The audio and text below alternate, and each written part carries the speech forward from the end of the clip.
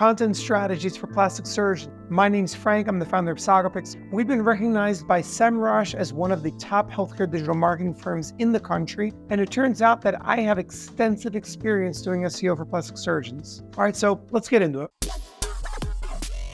If you're doing SEO for a plastic surgery clinic, your SEO content strategy is basically going to have two parts. Part number one is getting your website ranking for all of the procedures that you perform in the locations where you perform them. And part number two is going to be answering all of the questions that your prospective patients have about these procedures. So when people are explicitly looking for a surgeon for a procedure, they can find you. And then when they're researching the topic and they're early in the process, they can also find you.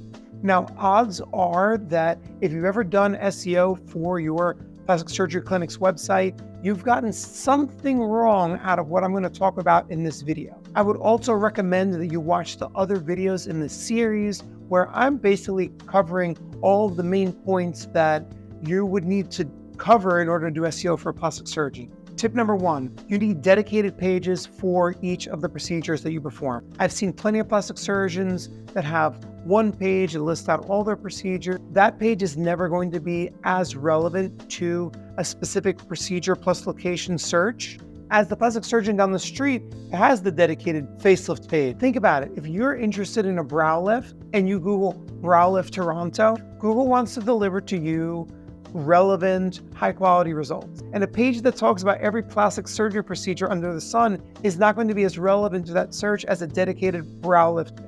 Tip number two, you need to do keyword research to find out how people look for this procedure and understand search intent while you're doing it. What I mean is, for example, let's say the keyword BBL surgery. That is in most markets an informational search, meaning it's people that are Googling like, what is BBL surgery? But they're not using the what is part. If in your market you do BBL, I can tell you the target keyword that you want to go after is BBL surgeon plus city. Tip number three, you need to make sure that your content is more information dense and comprehensive than anyone else in your market. The facelift page that talks about the recovery time, the differences between a facelift and a mini facelift, the procedures that are sometimes combined with a facelift, who's a candidate for a facelift, who's not a candidate for a facelift. Honestly, the one that's providing more information than anyone else is going to have a huge leg up on the plastic surgeon that just has their pitch and a contact form. Tip number four, you really need to get your entity optimization right. Now, most non-marketers think that SEO is you take the keywords and put them on the page. That was the case before 2012.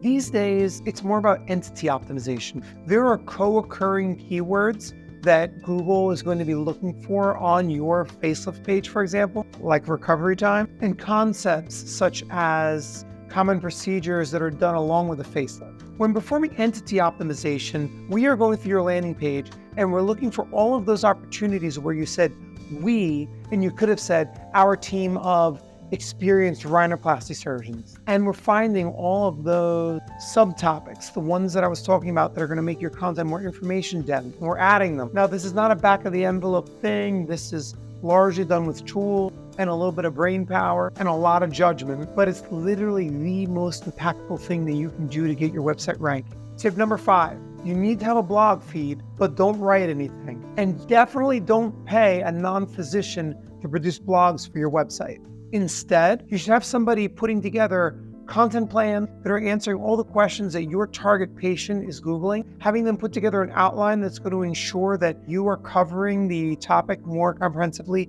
than anyone else online, and then getting on camera. In a 1-hour session, you should be able to bang out 3 to 6 videos. And it's very easy to then edit those videos, turn them into an article, get them optimized for search, do entity optimization, add internal linking, and frankly, getting those articles that have now turned into blogs, ranking in organic search. It's faster than writing articles. It's a hell of a lot more engaged. We've seen in our data that the time on page with articles that have video on it is usually anywhere from 30% to 100% higher than just regular blogs. It also is a chance for you to get discovered on YouTube. And you can also repurpose all of this stuff, dice it up into smaller, shorter clips, and put it out on your Instagram and TikTok.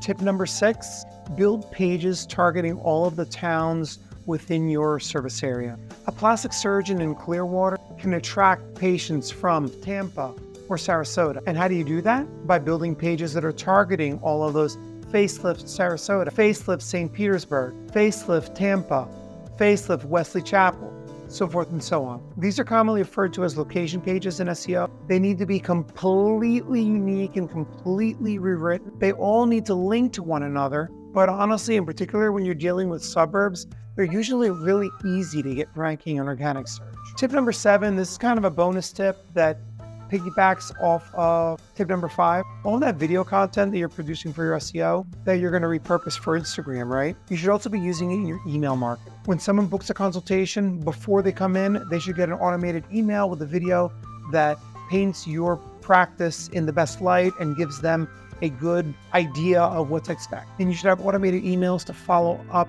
the visit. Also, again, featuring your video content. In the next video, we're talking about maximizing the trust of your website.